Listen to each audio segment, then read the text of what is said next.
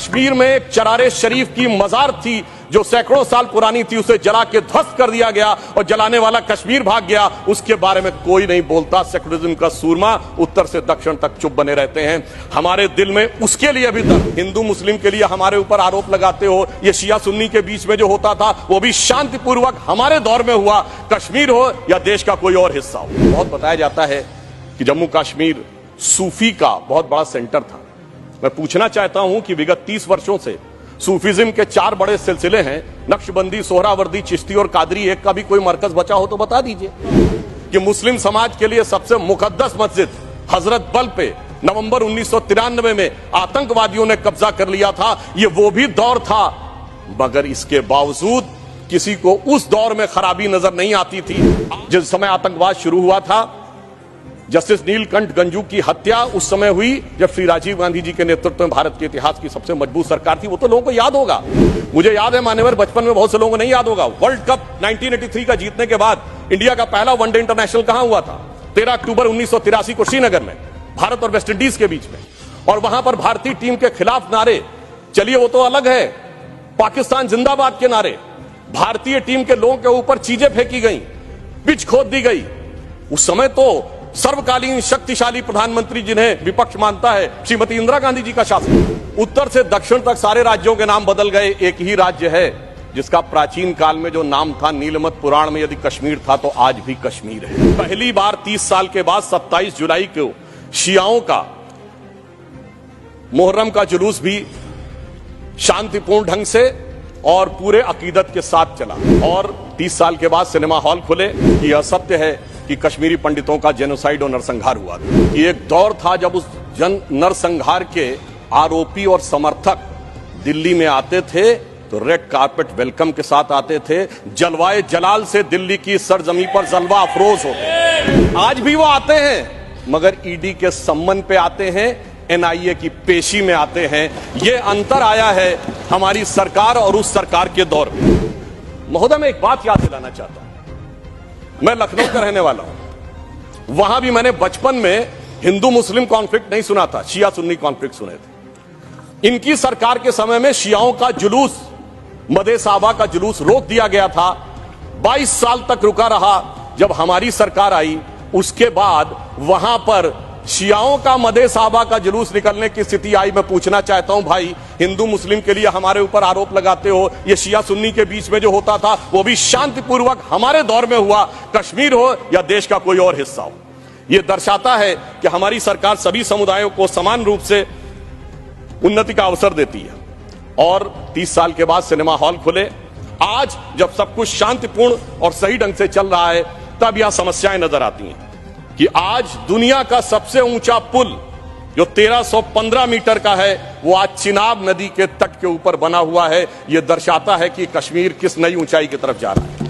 महोदय, मैं याद दिलाना चाहता हूं, हमारे बचपन में जिस जमाने में कश्मीर में आतंकवाद फैला था तो हम लोग कहते थे झेलम नदी का प्राचीन वैदिक नाम है वितस्ता और चिनाब का है अक्सिनी।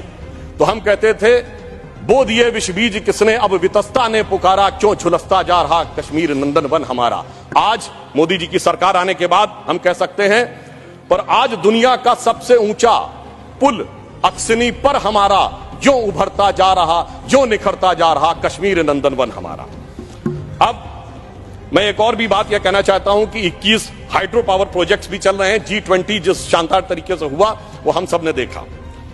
परंतु यहां मैं एक बात कहना चाहूंगा कि यह विषय इतना आसान नहीं था जितना समझा जाता है। जिस समय आतंकवाद शुरू हुआ था, जस्टिस नीलकंठ गंजू की हत्या उस समय हुई जब श्री राजीव गांधी जी के नेतृत्व में भारत के इतिहास की सबसे मजबूत सरकार थी। वो तो लोगों को याद होगा। परंतु उसके बाद ऐसा दौर भी आया कि वो सब लोग आरोप से छूट गए। कल माननीय गृह मंत्री जी ने जब लोकसभा में कहा था, कुछ गलतियों के बारे में कहा था, तो वहां पर नेता प्रतिपक्ष ने कहा था कि साहब गलतियां अगर हैं तो इस बारे में चर्चा कर ली जाए। तो मैं सिर्फ यह बताना चाहता हूं कि अगर गलतियों की बात होगी तो बहुत सी ऐसी गलतियां हैं जिन्हें विशेष रूप से ध्यान रखने की आज आवश्यकता है। मैं सिर्फ 1-2-3 तथ्य लोगों के सामने रखना चाहता हूं। जब स्वतंत्रता के उपरांत रियासतों के विलय का महकमा सरदार पटेल के पास था तो केवल कश्मीर नेहरू जी ने अपने पास क्यों रखा था? नंबर 2, 1946 में महाराजा हरि सिंह जी के विरुद्ध विद्रोह के आरोप में जब शेख अब्दुल्ला जेल में बंद थे तो पंडित नेहरू स्वयं उनको छुड़ाने के लिए कश्मीर गए और वो भी गिरफ्तार हो गए। यह बात मौलाना आजाद ने अपनी किताब इंडिया विंस फ्रीडम में लिखी है कि इससे तत्कालीन कांग्रेस नेता बुरी तरीके से हतप्रभ हो गए। और इस परिस्थिति में जिस समय पाकिस्तान ने आक्रमण किया उसे कबायली आक्रमण क्यों कहा गया, सेना का आक्रमण क्यों नहीं कहा गया।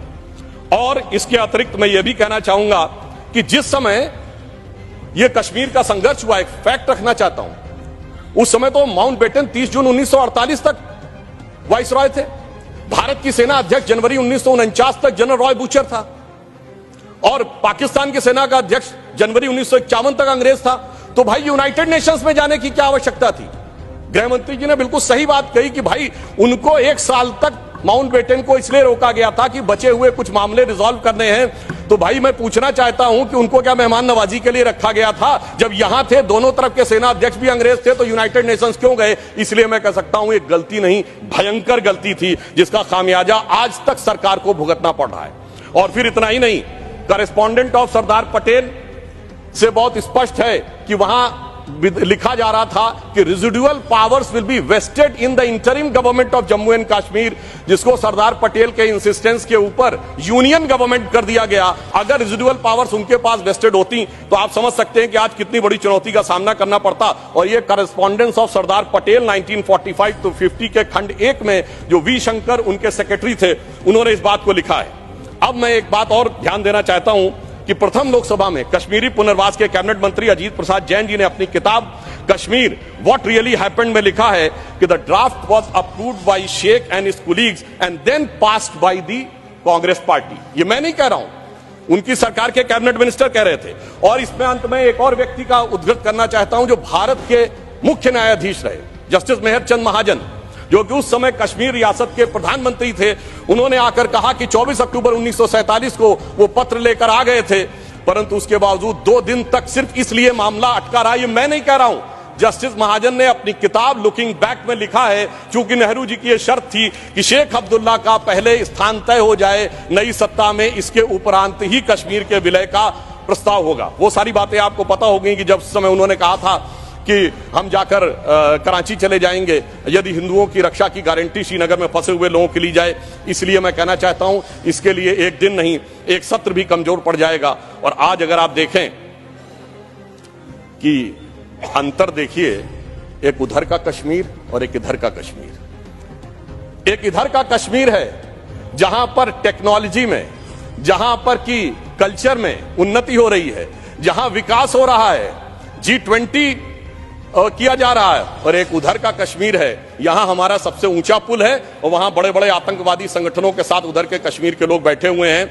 इसलिए मैं ये भी कहना चाहता हूं कि इन 75 वर्षों के बाद जो कुछ भी बदलाव आया है वो इस सीमा तक आया है कि मैं सिर्फ ये कहना चाहूंगा कि जो मोदी जी ने हिम्मत दिखाई उसकी वजह से आज ये बदलाव आया। जिसे एक पंक्ति में कहना चाहूंगा कि दर्द की रात गई, गम के जमाने भी गए और मोदी जी की हिम्मत से कई दाग पुराने भी गए।